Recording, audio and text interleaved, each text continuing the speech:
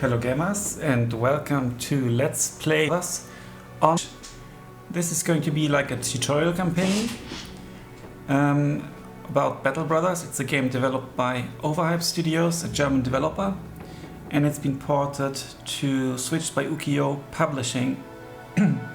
This is actually a pre-release version because I reviewed the game for an online magazine, and that's why the DLC is still missing. It's actually available for free and will be available as the game launches for free in the shop. I don't have it yet.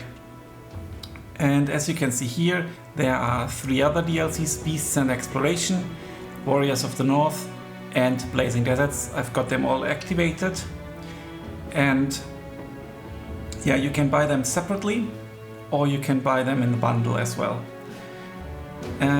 Yeah, game is available today, 11th of March. And what I want to do is, because I hope there will be more players playing Battle Brothers. It's a very good game with an increasing community basically. If you look at the Steam statistics, and yeah, and now on the Switch it's a pretty good game. I've played it a lot already on the Switch, and issues, and also the controls are really good. You can check out my video about the controls. And yeah, and if you're new to the game, this campaign might be interesting for you, because I will be explaining, the basics of Battle Brothers, how to play it, what to pay attention to, and so on. And I will only publish 1 or possibly 2 episodes per week to give you the chance to comment and to give me the chance to respond to you in the videos as well, and also incorporate your advice, for example. Before you should know it's a tactical RPG, so it's basically a little bit like Pirates meets Mount and Blade. You play the head of a band of mercenaries, and in the options you should do some settings, and there are little battles on heads. The settings, there's a very good soundtrack by Breakdown Epiphanies. As you can see already, the game always tells you have to press. I'm playing now with the Pro controller.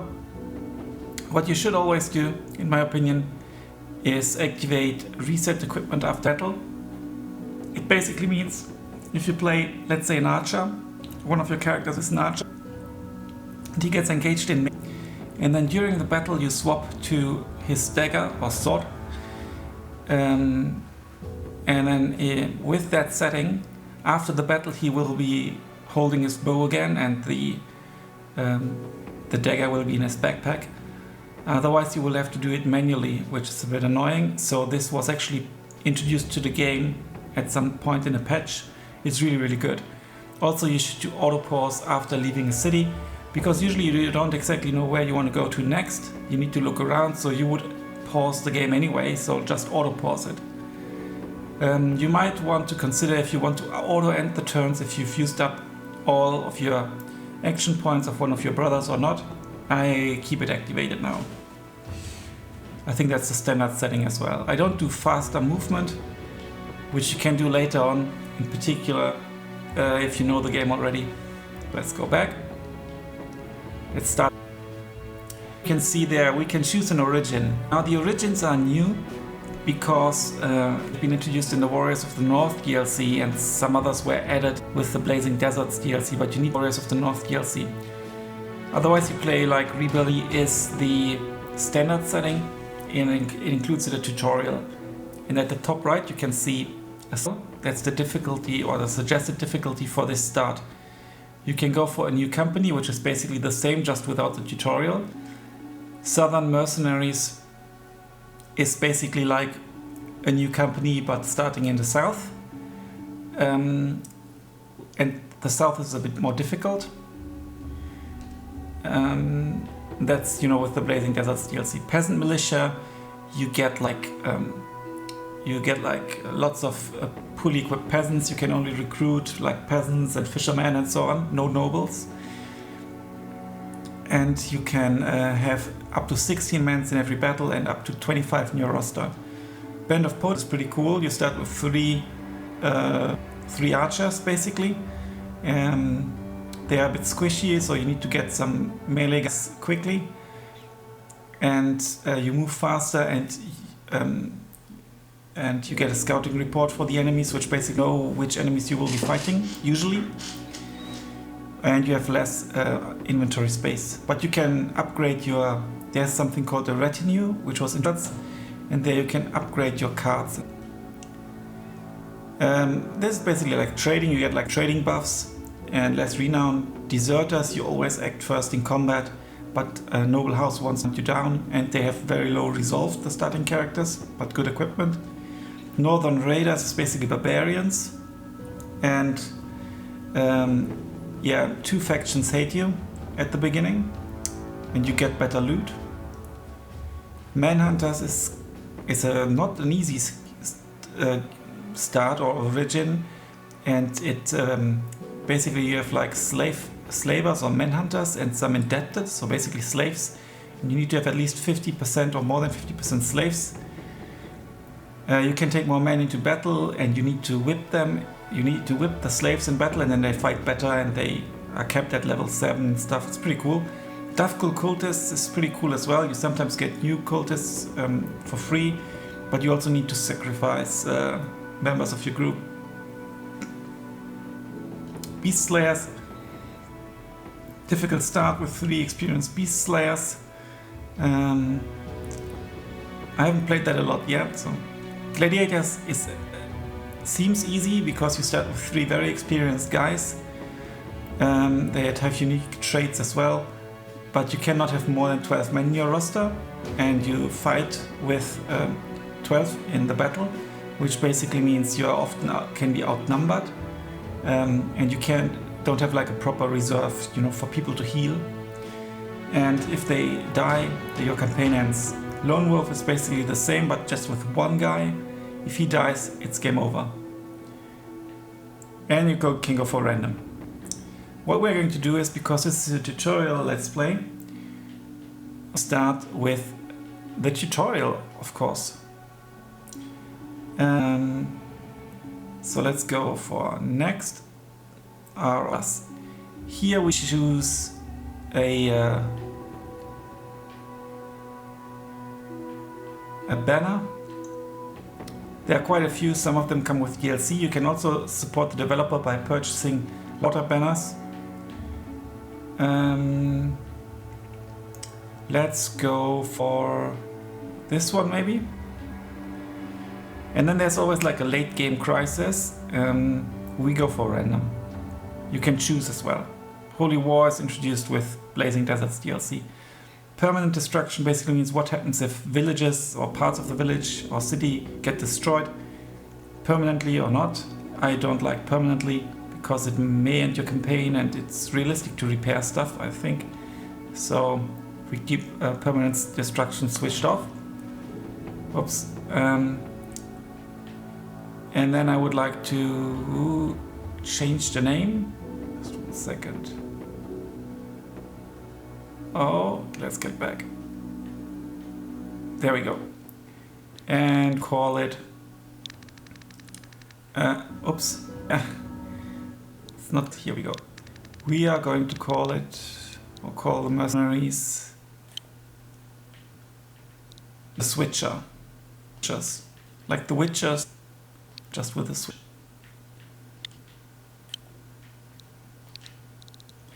And there's lots of very good texts,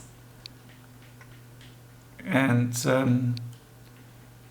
by an American writer, I think Casey, and you should read all of that. We won't be reading all of it, but it's very good stuff and cool events. So here we go, the switchers. With regards to the difficulty, you should definitely start on beginner difficulty if you're new to the game. Economic difficulty basically means carry more or less resources, and also the core less. Let's go. Combat difficulty, we will also go for veteran for some sort of challenge. Expert is already very hard. Very, very hard for veteran, and we don't play with like particular builds like inner cheats, So we just go for that. Starting funds basically means how difficult is the start, how much money do you have. I go for high. If you were playing on Steam, there would achievements associate difficulty level as well. So for example, with veteran difficulty, you would, I think, need to put at least combat difficulty on veteran or expert, the achievement. But starting funds you can put on high anyway. Iron Man, we won't be playing Iron Man because it's for the Let's Play and there are no Iron Man related achievements and there won't be saves coming. But I want to, if something happens, I want to keep the option to load something. Then there's something called Unexplored Map. This is pretty cool. It's been introduced in one of the patches. It basically means at the beginning of the game everything is like in a fog of war, and I prefer that. It adds to the exploring element. We're going to go for our own seed, so you can play the same seed. Let's call it tutorial. Oh, I don't use Switch super often. Real. Let's call it tutorials. Oh damn it, I misclicked. There we go already. Okay, let's call it tutorial. Oh no. Press B once too often. Okay, here we go. Could we call it tutorial switch? I don't think so, it would be too long. 10 characters. So the seed will world map, but also determine how good or bad our starting characters are with regards to their stats and stars and stuff. I will explain everything in the course of this Let's Play. Whenever something comes up. So here we go. Tutorial, here we go. Veteran, high, veteran, here we go. So at the beginning, it's generated, and this takes about 75-80 seconds. When I tested it and stopped the time, it's the same whether you play it in docked mode or handheld mode. I didn't notice any difference in handheld mode and docked mode.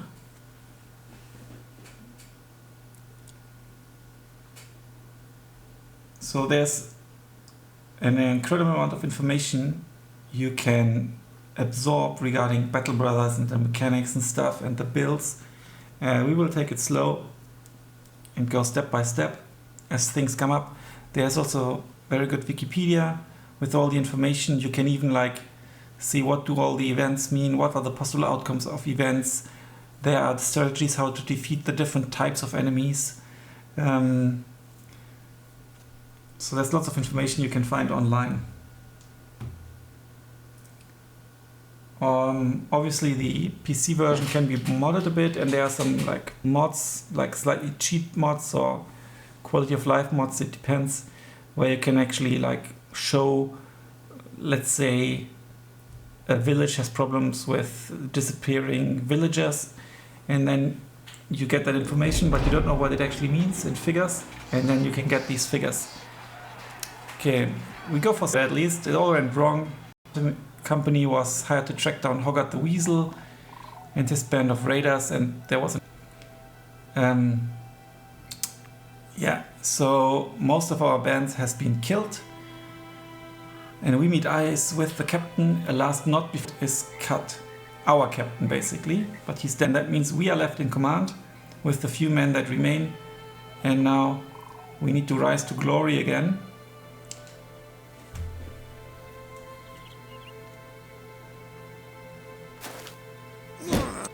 Okay, this is luckily not us. This is hard code. And now we've got our star characters of the tutorial campaign, and we've got these guys. So first of all, you can see there are lots of symbols for which buttons we can press to do something. Here we can go into our inventory. Here we can end the round. Here we can show or highlight the tiles we can't move to. There are none, so we can go everywhere. Different heights. There are different heights in the game as well. This is how many opponents we have, 3. This is the combat round, 1.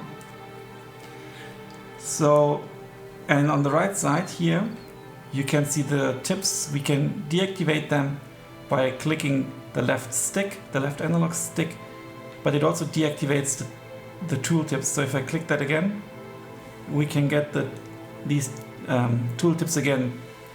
As you can see here, his turn is done. He's got a helmet with an armor value. He's got armor, like body armor with an armor value. He's got health. He's got resolve, which is basically the morale, and he's got fatigue. You build up fatigue as you use your skills, fight and stuff, and then you know, eventually you are too fatigued to continue and you need to take a break. Down here we can see what we can do. This is mainly determined by the weapon you carry. And what we can do here is press left or right to jump down to our skills. This is inflicts 30 to 50 damage, 0 to 25 can ignore armor, and it's 80 to 30 damage. The crossbow is a very good starting weapon for ranged characters because you get an increased chance to hit into bows. But you can only fire one to reload. So I just go to the sky now, pay attention that I actually aim at him and then press A to shoot. We hit him. He even got injured. As you can see, he's got an injured shoulder.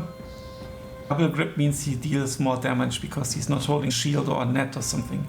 What we can still do now is this thing has appeared. We can reload. Let's do it. And now he could theoretically move down or back a little bit, and let's do exactly that. With him we should kind of move forward or here. This is a bit dangerous, but he's Hoggart the Weasel and he will be fleeing. This is the enemy captain. What we can do is we can move up here, or we could just go here, because he can't go here, and they can, on normal ground they can normally walk like 4 tiles. They've got 9 action points. They are not poisoned or something. So what we're going to do with this spear guy and the shield is just walk here. We can see everything was still available here. So now we can spear wall. If someone moves into zone of control, he will try to attack them. And this guy can just stay here. End the turn by pressing R. See that? Also, if you want to know what has happened, you can press down or click here to go for the event log, combat log basically. And we can see Wilfried, that's our spear guy, uses thrust and hits Brigand Thug. Thug is like one of the shittiest opponents you can fight against. So it's good that they're only thugs. So chance was 81, we rolled a 66 on the dice 100, and his circuit is hit for 12 damage. And here you can see that. Now with this guy, we will move up, and we could do like a swing attack on 3 tiles, but we won't. This uses 15 notice. One, we will use up our 8 of our action points, and we will build up fatigue. But let's 60% chance. Hit him. Look at this. Hagen uses Split Man and hits Brigand Thug, and 60 rolled 22. Brigand Thug's leather tunic is hit for 75 damage and has been destroyed. We don't know how much health they've got, but look at this guy, Arnulf, he's got like 53 health only. He can shoot. He could have actually shot because it's a crow. He can't rearm the guy next to him, but he can shoot if it's already loaded. With a bow, he can't shoot if someone is next to him. Let's go for the bolt and shoot at him. Okay, we miss. Let's not forget to reload. And let's end the turn. Now it's our spear guy. We're going to approach him. It's only him we've still got. Down here you can see the turn of order. So we will go there and attack. He could still move. I would go here, wait, which means put him at the end of the turn, but then he will act later in the next round. Move him in, because as soon as there's a second guy, you get a 5% increased hit chance. It's called surrounded. And if it's 3 guys in total, you get like a 10% increased hit chance. It's +5 per guy. Here you can see there's a plus thrust because a spear gives you a 10% increased chance to hit. So it's ideal for new As you can see, we mainly hit his armor. We need to tear down his armor. But there's also there are also weapons that can kind of go through armor better. Or like daggers with a special attack, for example. Let's end the turn. Now he's attacking us. He's hit us once. Chance 52, he rolled a 32. He hit our Gambison for 7, which is not much. So now, if we were to shoot him, you see, let me deactivate this because now it's better to not see that. There would be a chance to hit him, so that's bad. So we are going to go here, and then we shoot 63%. He's injured. What's his injury? Stabbed guts. And we can even still reload. I think it used to be that you can't, or could you always move one tile and then still shoot and reload? I think you could not. I think you might have changed it at some point. I often use bows, I don't know. Like at least recently. So let's move here. He could now shoot above him. So if in front of you, your own guy, you can shoot above him. Over his shoulder, basically. Let's attack. So this went really well. So here we get some statistics. Hagen had 2 kills. Here we can see how much damage they've dealt. And you can see how much experience they've got. So you get a certain amount of experience depending on the enemies you fought. And that's then distributed between your brothers. So if you kill 10 thugs with one guy, then this one guy gets all the experience. If you kill the 10 thugs with 5 guys, then it's distributed. In addition to that, you get experience for kills as well. Now let's press ZR. Didn't activate auto loot. We can see that's the loot we get. There's a special attack you can do to increase the chance to, getting armor basically, because if you destroy the armor, they're done. So in particular, earlier game, you want to try to preserve the enemy armor if possible, but your survival is more important, obviously. Full leather cap is pretty nice. Let's just loot all. We could, for example, drag it, like with A, and then drag it, or we could just loot it all, and then leave.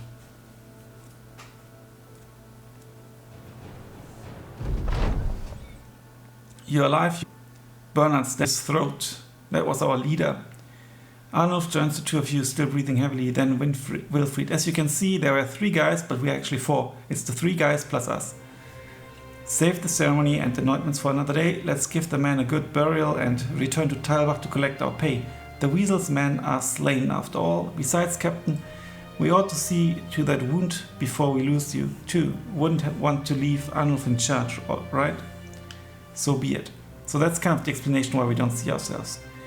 Now this text, for example, here is increased in font size. And you can see everywhere, the button and click, like, for example, pitch the tent. We can get the tooltips, like, on food, provisions and stuff. But I think there was lots of explanation already. Let's zoom out. And first collect our pay. And I will I changed the speed with R, so you can always easily pause and continue.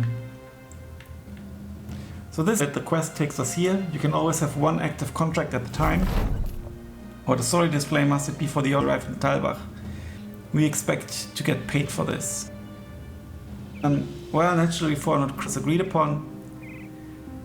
And then they say, I wonder, may I make use of your services one more time? I'd very much like end the headache that is Hoggart once all. And I would pay you again, of course. Another 400 crowns, shall we say. Yes, we have unfinished business with Hoggart, let's do that. So if you just do this, you can start the game with that company without the tutorial as well. But I think we just do it. Okay. We could try... Okay, what's he suggesting? Excellent, my little birds will need some time to find where Hoggart is. He's hiding. And then our guys say, we leave more money. Also, what they say later on, it depends on which guys you have, what background they have. Are they cultists? Are they barbarians? Are they tailors? We need more men, Captain. I know I gave a big speech back there, but bravado won't do shite. We need more warm bodies in the ranks. Figure we find 3 good men. Buy them some decent weapons and dress them in the best armor we can afford.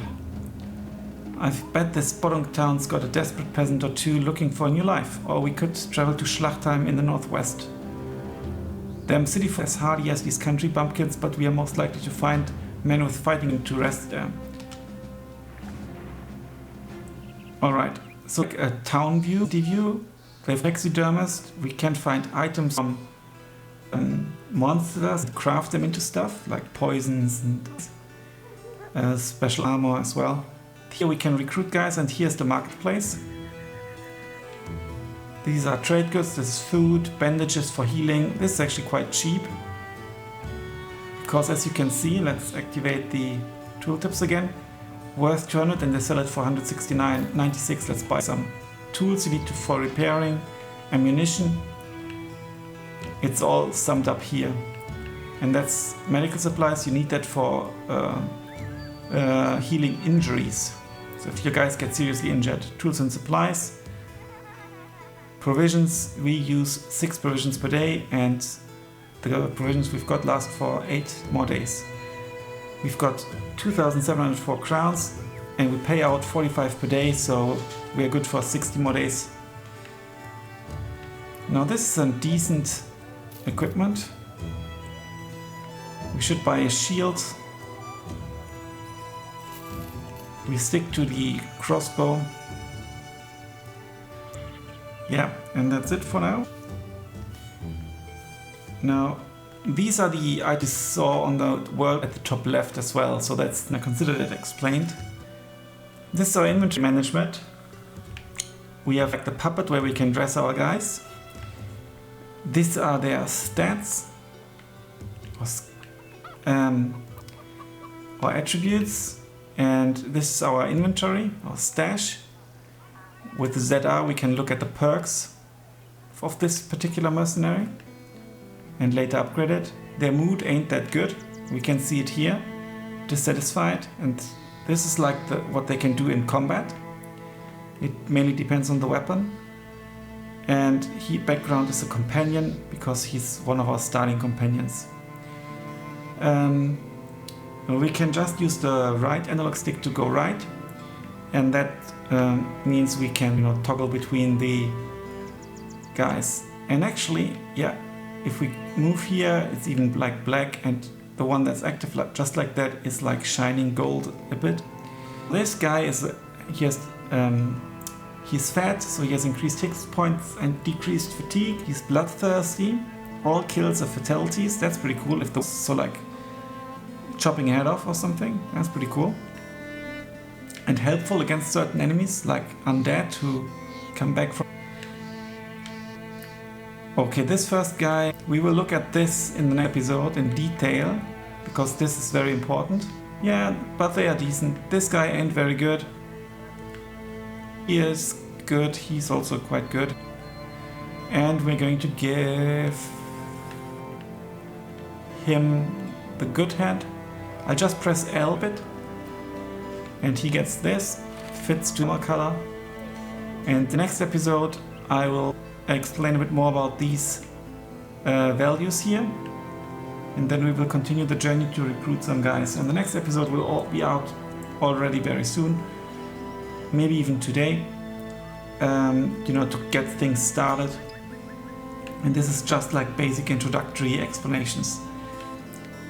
Okay, let's go back, and yeah, thanks a lot for watching. Until then, bye for now.